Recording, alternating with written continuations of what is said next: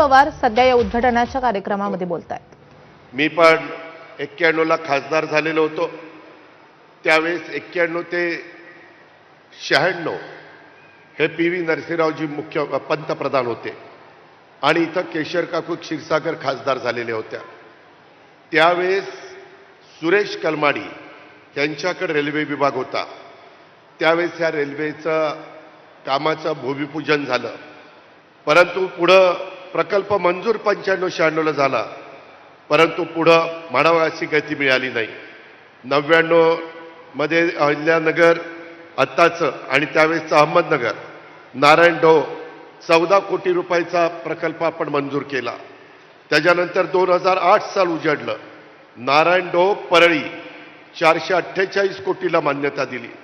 परत 2008 लाच सुधारित मान्यता 1010 कोटीला दिली आणि त्याच्यामध्ये राज्य सरकारने 505 कोटी आणि केंद्र सरकारने 505 कोटीची जबाबदारी स्वीकारली। एकूण अंतर होतं 261 किलोमीटर। आजपासून आपण 168 किलोमीटर काम सुरू करतोय। त्यापैकी नवीन जी सुरुवात आहे ती 68 किलोमीटरची। 2020 साल उजाडलं, 2538 कोटी सुधारित मान्यता। 2024 उजाडलं, 4800 कोटीची मान्यतेचा प्रस्ताव सादर आहे। आत्तापर्यंत 2300 कोटी रुपये महाराष्ट्र सरकारने आणि 2500 कोटी रुपये रेल्वेनी अशा पद्धतीनं खर्च केलेले आहेत आणि जानेवारी 2026 पर्यंत हा प्रकल्प पूर्ण करण्याचं प्रस्तावित आमच्या रेल्वे विभागाने केलेलं आहे। मी त्याकरता देशाचे पंतप्रधान नरेंद्र मोदी साहेबांचं, रेल्वे मंत्री महोदयांचं मनापासून अभिनंदन करतो, मनापासून त्यांना धन्यवाद देतो, आभार मानतो की त्यांनी या सगळ्या गोष्टी मनावर घेतल्यामुळं 95-96 मध्ये सुरू झालेलं काम जवळपास 30-35 वर्षांनी पूर्ण होत आहे। खरं बीडकरांनी पण एकदा आत्मपरीक्षण केलं पाहिजे, आत्मचिंतन केलं पाहिजे की इतक्या वर्ष जर आपण कामाला लावू लागलो तर याच्यात एक पिढी गेली, अख्खी एक पिढी गेली। एवढा विलंब लागून चालत नाही। अलीकडे तर मंत्रिमंडळात आमच्या मीटिंग असतात त्यावेळेस मुख्यमंत्री नेहमी सांगतात, अधिकारी म्हटले की या कामाला 5 वर्ष लागतील, ते म्हणतात अजिबात नाही, 3 वर्षात करा। आता नवी टेक्नॉलॉजी आलेली आहे, आता AI तंत्रज्ञान आलेलं आहे, आता मोठ्या प्रमाणावर यांत्रिकीकरण झालेलं आहे। पूर्वीचा काळ आणि आताचा काळ जमीन आसमानाचं अंतर आहे। मनात जर ठरवलं, इच्छाशक्ती असेल तर काही घडू शकतं, फक्त त्यामध्ये इच्छाशक्ती दाखवली पाहिजे। आज मला या बीड आणि अहिल्यानगरच्या रेल्वेचा शुभारंभ माननीय मुख्यमंत्र्यांनी केला। मी मुख्यमंत्र्यांना म्हणलं की 17 सप्टेंबर इथं 2 दृष्टीनं हा महत्त्वाचा दिवस आहे। एक तर एकच तारा समोर आणि पायतळी अंगार अशा ध्येयधुद्ध भावनांनी ज्यांनी हैदराबाद मुक्ती संग्रामासाठी जीवाची बाजी लावून त्या काळामध्ये तुरुंगवास भोगला, हौतात्म्य पत्करलं, अशा सर्व ज्ञात अज्ञात स्वातंत्र्य सेनानींनी आणि वीरांगणांना आदरांजली मी सुरुवातीलाच अर्पण करतो। आपल्या सर्वांना मराठवाडा मुक्ती संग्रामाच्या मनापासून शुभेच्छा देखील देतो। देशाचे आपले लोकप्रिय पंतप्रधान नरेंद्र मोदी साहेबांचा आज वाढदिवस। मगाशी तुम्ही मोदी साहेबांचे विचार, त्याच्यामध्ये स्वस्थ नारी सशक्त परिवार याकरता देश पातळीवर हा कार्यक्रम साजरा केला। मध्य प्रदेशमध्ये धार म्हणून जे शहर आहे तिथून त्यांनी त्या कार्यक्रमाची सुरुवात केलेली आहे संपूर्ण देशाकरता। आणि देशाचे पंतप्रधानांचा वाढदिवस सुद्धा आहे। त्या निमित्तानं मी त्यांना देखील महाराष्ट्रातल्या 13 कोटी जनतेच्या वतीनं, व्यक्तिशः माझ्या वतीनं, बीड जिल्ह्याच्या वतीनं मनापासून शुभेच्छा देतो। त्यांना दीर्घायुष्य लाभो अशी प्रार्थना देखील करतो। त्यांच्या वाढदिवसाचं औचित्य साधूनच आज राज्य शासनाने अनेक उपक्रम याला शुभारंभ आपण केलेला आहे। ही पण महत्त्वाची बाब आहे। आज आपल्या संभाजीनगरला, छत्रपती संभाजीनगरला मुख्यमंत्री तिथं येत असतात, झेंडावंदन करत असतात, सगळ्यांच्या हुतात्म्यांना आदरांजली वाहत असतात। आणि मी त्यांना म्हणालो की त्याच दिवशी जर आपण ह्याचं उद्घाटन करू शकलो, ह्याला हिरवा झेंडा दाखवू शकलो तर ते जास्त चांगलं घडेल. कारण पंतप्रधानांचाही वाढदिवस आणि आपल्या मराठवाडा मुक्ती संग्रामाचाही महत्त्वाचा दिवस, त्यांनी पण ते मान्य केलं आणि त्याच्यामुळं आजचा हा दिवस बीड आणि अहिल्यानगर वासियांच्या दृष्टीनं अतिशय आनंदाचा आणि अभिमानाचा अशा प्रकारचा क्षण आहे. आज खऱ्या अर्थाने बीड जिल्ह्यातील नागरिकांनी अनेक वर्षापासून पाहिलेली स्वप्नांची पूर्तता होते. या नवीन रेल्वेच्या शुभारंभाच्या निमित्तानं मी बीड आणि माझ्या अहिल्यानगर या भागातल्या तमाम जनतेचं अभिनंदन करतो. या कार्यक्रमाला आदरणीय मुख्यमंत्री साहेब आणि रेल्वेचे अधिकारी पण उपस्थित आहे. तुमच्या जिल्ह्याचा पालकमंत्री या नात्याने मी मुख्यमंत्र्यांचं पण आपल्या सर्वांच्या वतीनं या कार्यक्रमाच्या निमित्तानं स्वागत करतो. जे रेल्वे खात्याचे अधिकारी आलेले आहेत बाहेरनं, त्यांचंही मी मनापासून बीड जिल्ह्याच्या वतीनं पालकमंत्री म्हणून स्वागत करतो. राज्याच्या सर्वांगीण विकासामध्ये मराठवाडा विभागातील सामाजिक, आर्थिक, शैक्षणिक, औद्योगिक विकासाचं योगदान हे उल्लेखनीय राहिलेलं आहे. धार्मिक आणि ऐतिहासिक पर्यटन स्थळांचा समृद्ध वारसा लाभलेली ही संतांची भूमी खऱ्या अर्थानं विकासाकडे वाटचाल करते असं म्हटलं तर ते वावगं ठरणार नाही. मराठवाड्याच्या रेल्वेच्या इतिहासात आजचा दिवस हा स्वर्णिम त्याच्यामध्ये दिवस आहे.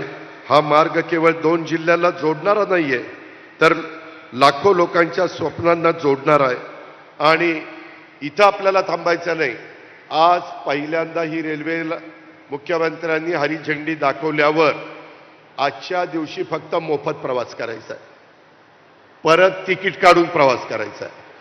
नाहीतर म्हणाल त्या दिवशी आम्हाला फुकट दिलं ना, आता काय पैसे घेताय. आजच्या दिवसापुरतंच आहे, कारण आज उद्घाटन आहे.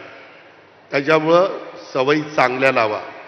नाहीतर मी मागापासून बघतोय, मी महाराष्ट्रात फिरत असतो, वेगवेगळ्या भागात जात असतो, परंतु तुम्ही असे आज चेकाळलाय, तुमचे नेते उठले की वो काय तुम्ही कधी रे सुधारणार तुम्ही. परत मग मी बोललो की दादा आले आणि आम्हाला बोलले, अरे जग कुठं चाललंय, इतर देश कुठं चालले, इतर राज्य कुठं चालली. आपण जरा आत्मचिंतन, आत्मपरीक्षण करा.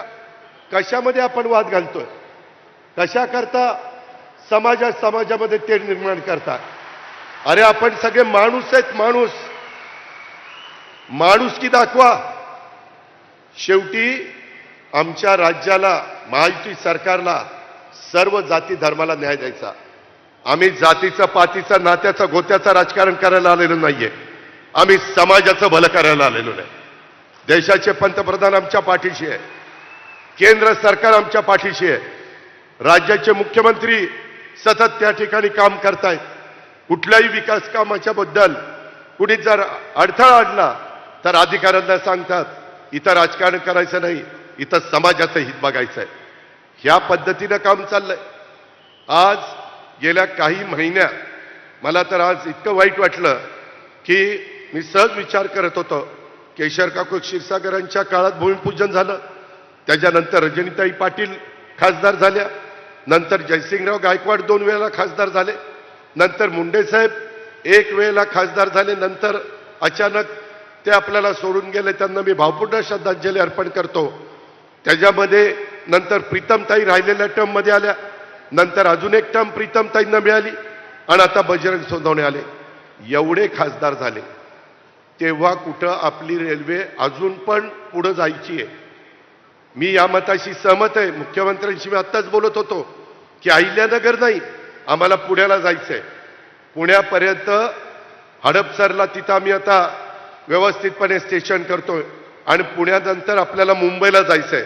मुंबईला देखील तिथं प्लॅटफॉर्म उपलब्ध होत नाही, परंतु त्याच्याकरता देखील रेल्वे मंत्र्यांनी लक्ष घातलंय.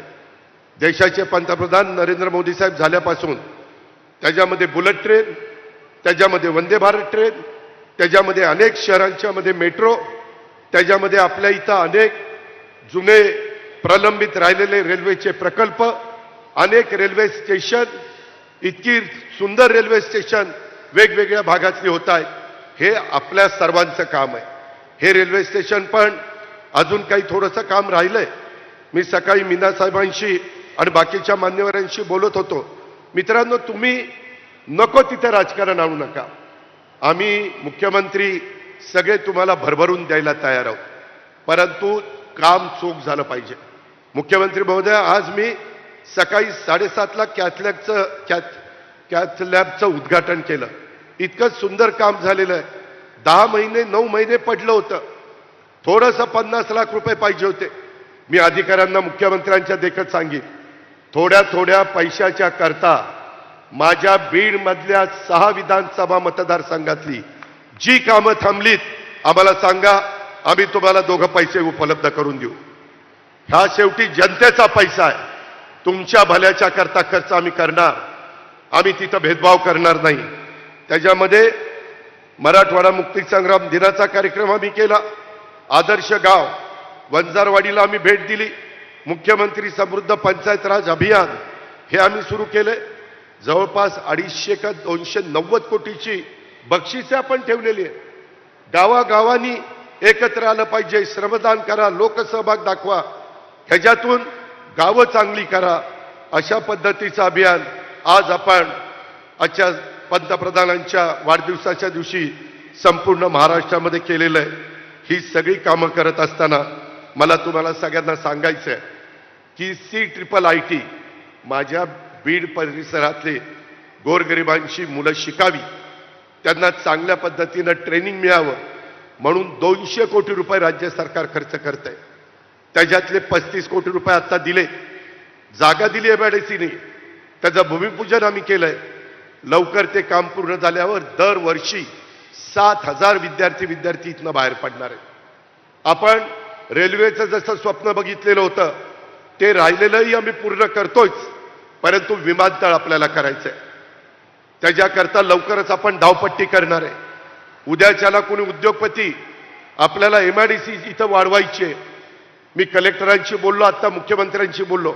मुख्यमंत्री महोदय जावा म्हणाले, पुढे जा. पण कलेक्टरजी, सकाळी आपलं बोलणं झालेलं आहे, तिथं जागा 1001 एकर कशी मिळेल ती पहा. आणि सगळ्यांना काही शेतीवर अवलंबून राहून चालणार नाही. आपल्याला त्याच्यामध्ये काही रोजगार निर्माण करावे लागणार आहेत. त्याकरता पंतप्रधान प्रयत्न करतायत, त्याकरता मुख्यमंत्री आम्ही प्रयत्न करतोय. आणि नुसती भाषणं करून चालणार नाही, कृती करावी लागणार आहे. त्याकरता आम्ही कमी पडणार नाही. आम्ही कामाची माणसं, आम्ही बिनकामाची माणसं नाहीत. नको तिथं राजकारण आणणारी माणसं आम्ही नाहीत. आणि ह्याकरता ते काम आता घेतलंय. 25 कोटीचं क्रीडा संकुलाचं काम तुमचं मंजूर केलेलं आहे, ते आपल्याला सुरू करायचं आहे. कालच खासदार आमदारांना घेऊन बसलो होतो. नमिता मुंदडा इथं आहेत. पहिलं आशिया खंडातलं पहिलं तालुक्याचं आपलं महाविद्यालय, मेडिकल कॉलेज हे अंबेजोगाईचं आहे. तिथं बरंच काम करण्याची गरज आहे. मुख्यमंत्री महोदय, काल मी आढावा घेतला. जवळपास 1,000 कोटी रुपये त्या कामाच्या करता लागत आहेत. आपल्याला केंद्राकडनं पण काही पैसे घ्यावे लागतील. आज आम्ही कॅथलॅब इथं उद्घाटन केलं. तिथंही 5 एकर जागा ती पोलीस खात्याची. आता पोलीस खात्याला लागत नाही. माझी विनंती आहे की ग्रामीण रुग्णालयाच्या इतर सुविधा देण्याच्या करता आज आपण ती जागा आपल्या सार्वजनिक आरोग्य विभागाला हँडओव्हर करावी, म्हणजे तिथं आपल्याला बाकीच्या सगळ्या गोष्टी करता येतील. माझ्या बीडमधल्या कुठल्याही गोरगरिबाला उपचार करण्याच्या करता पुण्याला मुंबईला जायची वेळ येऊ नये. ज्यांची ऐपत आहे ते जातात, गरिबांनी काय करायचंय? त्याकरता महायुती सरकारने आरोग्याकडं, शिक्षणाकडं, रोजगाराकडं, शेतकऱ्यांच्याकडं इकडं सगळीकडे लक्ष ठेवलंय. माझ्या लाडक्या बहिणींकडं हे लक्ष आमचं आहे. त्याच्यामुळं तिथंही आम्ही कुठली अडचण तुम्हाला येऊन देणार नाही. तिथलंही मोठं काम आम्हाला करायचं आहे. परळीला आम्ही कॉलेज, महाविद्यालय पशुसंवर्धनाचं ते करतोय. ॲग्रिकल्चर कॉलेज मंजूर केलंय, ते करतोय. अरे भरभरून आम्ही देतोय. फक्त आपण तिथं कुठं आडकाठी आणू नका. आत्ताही ही ट्रेन आहे ना, ही आज सुरू होती. ही त्यांनी बजरंगनी सांगितलं तसं डिझेलवर चालणार आहे, परंतु आम्हाला महिन्याभरामध्ये ती इलेक्ट्रिकवर चालवायची. त्याच्यामुळं 2 ते 2.5 तास तुमच्या इथून त्या अहिल्यानगरला जाताना वाचणार आहे. आत्ता थोडासा प्रवास जास्त आहे, वेळ आणि जवळपास 5 तासाची आहे, पण ती टप्प्याटप्प्यामध्ये आपण कमी करणार आहोत. विकास करत असताना त्याच्यामध्ये मार्ग काढावा लागतो. पिण्याच्या पाण्याचा, शेतीचा पाण्याचा प्रश्न देखील आपल्या महायुतीच्या सरकारने मनावर घेतलेला आहे. त्याबद्दल आपण काळजी करू नका. फक्त कुठंही अडचण निर्माण होईल तुमच्या ऐकण्यात. सगळे आता इथे लोक हे पुढारी बसले त्यांच्याच ऐकण्यात आहे, दुसरं कोण तुम्हाला पुढारी? जे काही आहेत, काही मुंडे भाऊ बहिणीचं ऐकणार आहेत आणि काही बजरंगाचं ऐकणार आहेत, आणि थोडीफार राहिली ती माझं आणि मुख्यमंत्र्याचं ऐकणार आहे. म्हणजे सगळं कामच झालं. आता वाद घालू नका. आपल्या बाप दाद्यांनी जे काही स्वप्न पाहिलेलं होतं ते स्वप्न आता बऱ्याच अंशी पूर्णत्वाला गेलेलं आहे. पुढेही आपल्याला जोरात काम करायचं आहे, आणि ते काम करत असताना अनेक गोष्टी इथं आम्ही हातामध्ये घेतलेल्या आहेत. कुठल्याही परिस्थितीत मुख्यमंत्र्यांच्या साक्षीनं सांगतो, इथल्या विकास कामाला निधी कमी पडून दिला जाणार नाही, हे देखील अर्थमंत्री म्हणून मी तुम्हाला सगळ्यांना सांगतो. फक्त आपण चांगल्या सवयी लावा. आत्ता पाऊस काळ चांगला झालाय. कालच कॅबिनेटमध्ये मुख्यमंत्र्यांनी सांगितलं, कुठंही माझा बळीराजा, कुठंही माझा शेतकरी हा अडचणीत येता कामा नये. ताबडतोब पंचनामे करायला सांगितलेले आहेत. जिथं कुठं काही पूल वगैरे रस्ते अडचणीत आलेले आहेत त्याला निधी भरपूर उपलब्ध करून दिलेला आहे. त्याच्यामध्ये आता जिल्हाधिकारी आणि त्यांच्या सगळ्या टीमनी काम करायचं आहे. ह्या पद्धतीनं आपण पुढे जाऊया. आम्ही तुम्हाला चांगल्यातलं चांगलं करण्याचा मनापासूनचा प्रयत्न करू. अजून काही तुमच्याही मनामध्ये चांगल्या चांगल्या कल्पना असतील, चांगल्या चांगल्या गोष्टी असतील, चांगले चांगले योजना असतील तर त्या देखील तुम्ही सांगा. त्या पण पूर्ण करण्याच्या करता आम्ही सगळेजण कटिबद्ध राहू. याबद्दलचा विश्वास मी आपल्या सर्व सहकाऱ्यांना या निमित्तानं देतो. आमच्या राज्य सरकारचा पायाभूत सुविधांच्या विकासावर विशेष भर आहे. मोठ्या शहरातील रस्ते, मेट्रो, विमानतळ यासारख्या प्रकल्पांकडे देखील आम्ही लक्ष देतोय. ग्रामीण भागाचा सुद्धा विकास झाला पाहिजे, त्या दृष्टीनं देखील आम्ही ग्रामीण भागातले रस्ते, दळणवळणाच्या सुविधा या विकासाच्या करता उपलब्ध करतोय. रेल्वेच्या माध्यमातून मराठवाड्याच्या विकासाचा, समृद्धीचा नवा अध्याय हा लिहिला जाईल असा विश्वास आजच्या या कार्यक्रमाच्या निमित्तानं मी व्यक्त करतो. रेल्वे सुरू करण्यासाठी ज्या ज्या मान्यवरांनी प्रयत्न केले, जे हयात आहेत त्यांना मनापासून धन्यवाद, मनापासून आभार. जे हयात नाहीत त्यांना त्यांचं स्मरण करतो, त्यांची आठवण काढतो, त्यांना अभिवादन करतो. आणि त्या सर्वांचं, तसंच केंद्रीय रेल्वे मंत्री अश्विनी वैष्णव आणि विशेषतः देशाचे लोकप्रिय पंतप्रधान नरेंद्र मोदी साहेबांचं मी मनापासून अभिनंदन करतो. माझी एकच जाता जाता विनंती आहे की दिलेला पैसा हा सत्कारणी लागला पाहिजे.